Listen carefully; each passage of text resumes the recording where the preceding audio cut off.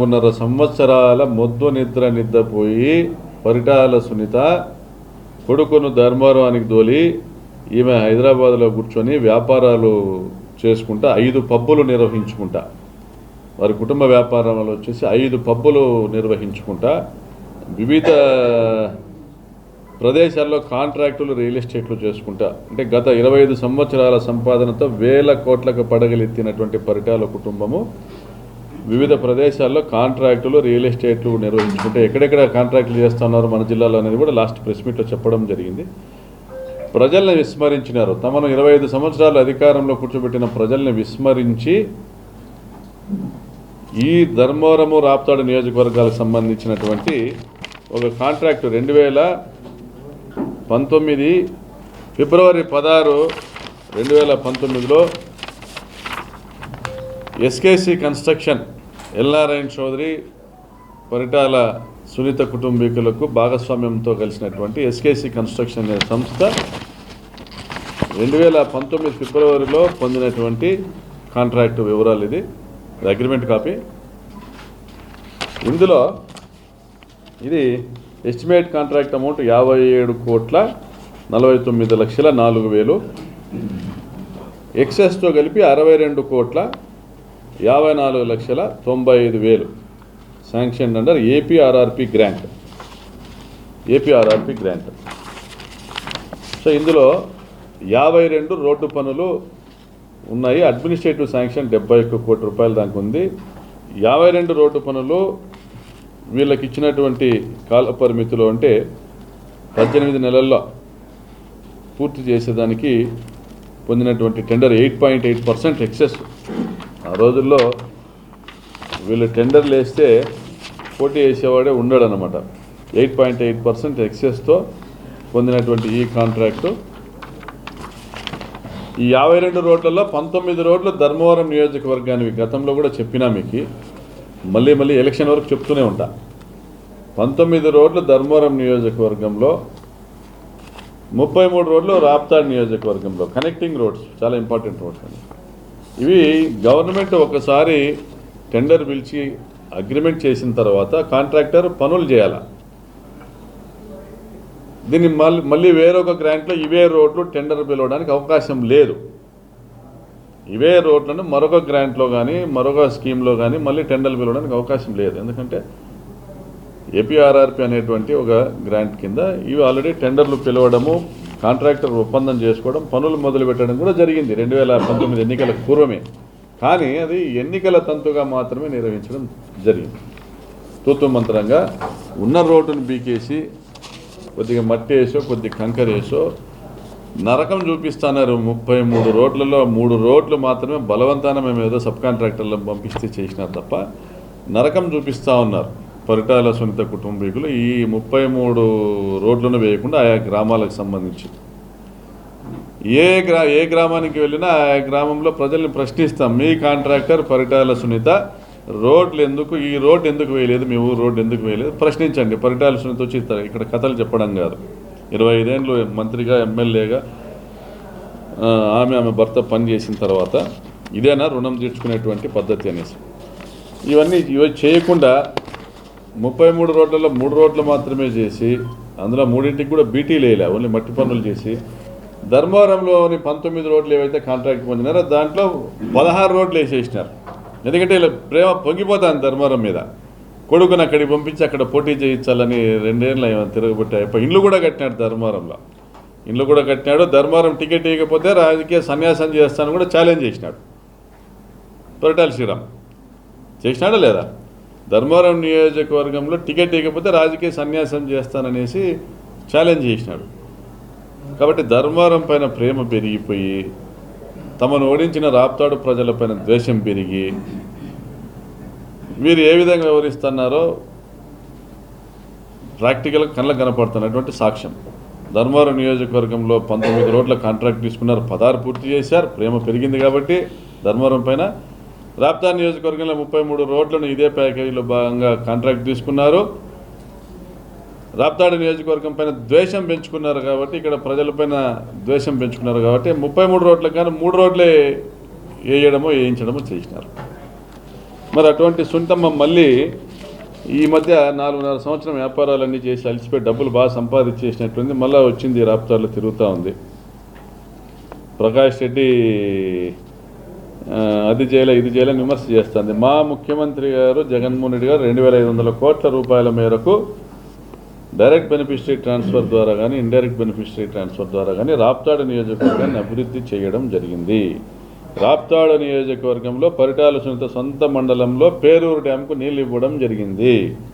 పరిటాల సునీత సొంత మండలంలో రామగిరి బంగారు గనులను తెరిపించడం జరిగింది. పరిటాల సునీత సొంత గ్రామానికి అనంతపురం తగరకుంట రోడ్డు ఏదైతే ఎక్స్టెన్షన్ ఉందో దానికి సంబంధించిన రోడ్డు, ఆమె సొంత గ్రామానికి పోయే రోడ్డుకి సంబంధించి. సో ఇది మీరు గమనించింటే నిన్న మొన్న పేపర్లలో కూడా వచ్చింది. బీటీ కూడా రోడ్డు దాదాపుగా రంగంపేట వరకు రోడ్డు నిర్మాణం పూర్తిగా వచ్చింది. ఇది కూడా తగరకుంట వరకు కూడా జనవరిలో పూర్తి చేయడం కూడా జరుగుతుంది. అదేవిధంగా మొన్న పోయిన సుత్తకుంటపల్లిలో రామగిరి ఆమె సొంత మండలంలో రామగిరిలో చాలా ఘోరంగా ఉంది రోడ్డు. సుత్తకుంటపల్లికి టెండర్లు పిలిచినాం, కాంట్రాక్టర్ వచ్చినాం, రోడ్డు పనులు మొదలుపెట్టి వచ్చినాం, జనవరిలో పూర్తి చేస్తాం. మరి ఆమె 9 గ్రామాలు ఆమె పాత నసనకోట పంచాయతీలో 25 ఏళ్ళు ఆమె మంత్రిగా, ఆమె మొగుడు మంత్రిగా, ఆమె ఎమ్మెల్యేగా ఉండి కూడా పిచ్చిరెడ్డి కొట్టాల గాయకుంట రోడ్డు వేయలేకపోయింది. 25 ఏళ్ళ రోడ్డుకు నోచుకోలే. ఇవన్నీ రామగిరి మండలంలో ఆమె సొంత గ్రామాల చుట్టూ ఉన్నటువంటి పరిస్థితులు చెప్తా ఉన్నా. ఇప్పుడు దాన్ని కూడా టెండర్ పిలిపించినాం, హై ఇంపాక్ట్ రోడ్స్ కింద దానికి అక్కడ కూడా ఆ రోడ్డు కూడా టెండర్ పిలిపించినాం. అది కూడా ఎన్నికల్లో పూర్తి చేస్తాం. ఈ జనవరిలో పనులు మొదలు పెడతాం, ఎన్నికల్లో అది కూడా పూర్తి చేస్తాం. అంటే అభివృద్ధి నీ కళ్ళ ముందు నీ ఊరు చుట్టే అభివృద్ధి జరుగుతూ ఉంది. అదేవిధంగా రామగిరి మండలానికి కానీ పోనీ కనగానపల్లి కానీ సీకేపల్లి కానీ మీకు 25 ఏళ్ళు ఓట్లు వేసినటువంటి గ్రామాలకు మంచినీళ్ళు తీసుకురావాలని ఏ రోజు ప్రయత్నం చేయలే. మేము ఫస్ట్ టర్మ్ నేను ఎమ్మెల్యేగా గెలవడం,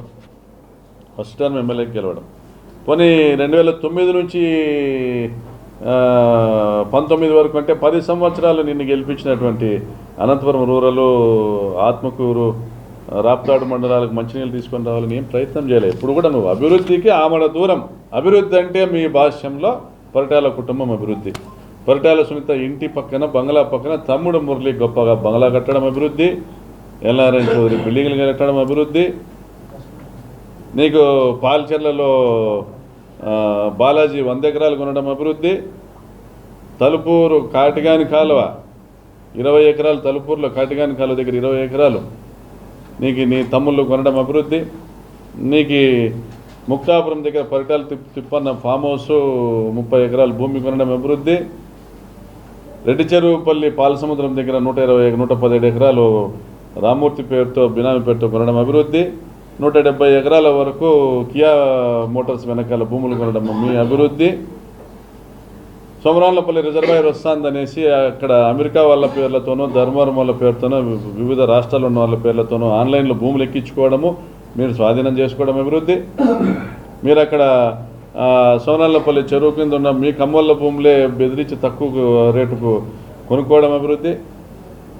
ఇవి మీరు చెప్తున్నటువంటి మీ సోకాల్డ్ అభివృద్ధి. ఇంత అన్యాయంగా ప్రజలు ఇచ్చిన అధికారాన్ని మీ ఆధిపత్యం కోసం, మీ ఆదాయాల కోసం సిగ్గు లేకుండా ఉపయోగించి ప్రజలు చీ కొడితే ఊర్లు వదిలిపెట్టిపోయి వ్యాపారాలు చేసుకొని సంపాదించుకొని మళ్ళీ ఇక్కడ వచ్చి జగన్మోహన్ రెడ్డిని తిట్టడము, ప్రకాష్ రెడ్డిని తిట్టడము ప్రజలు గమనించరా? అమ్మ సునీతమ్మ, పిల్లి కళ్ళు మూసుకొని పాలు తాగుతుంటే ఎవరూ చూడలేదనేసి పిల్లి భావించినట్లు ఉంది మీ పరిస్థితి. అదేవిధంగా జగన్మోహన్ రెడ్డి గారి గురించి మాట్లాడుతూ మీరు జగన్మోహన్ రెడ్డి గారి వ్యూహము ఏదైతే రాజకీయ వ్యూహము ఏదైతే ఆయన అమలు చేస్తూ ఉన్నారో దానిలో కొన్ని ఛానళ్ళు వక్రీకరించి చూపుతా ఉన్నాయి. పరిటాల సునీత కూడా నువ్వు ఎన్ని మార్చినా, ఎంతమందికి కొత్త వాళ్ళకి సీట్లు ఇచ్చినా, ఎన్ని మార్చినా గెలుపు మాత్రం మాదేనని మాట్లాడింది. నువ్వు ఆయన జగన్మోహన్ రెడ్డి సీట్లు మార్చినా మార్చకపోయినా ఆయన ఏం చేసినా ఆయనకు ఎవరిని పెట్టాలో, ఎక్కడ ఎవరిని పెట్టాలో, ఎట్లా గెలిపించుకోవాలో ఆయనకు తెలుసు. 151 సీట్లు గెలిచిండే ఆయన. మిమ్మల్ని కేవలం 23కు పరిమితం చేసిండే ఆయన.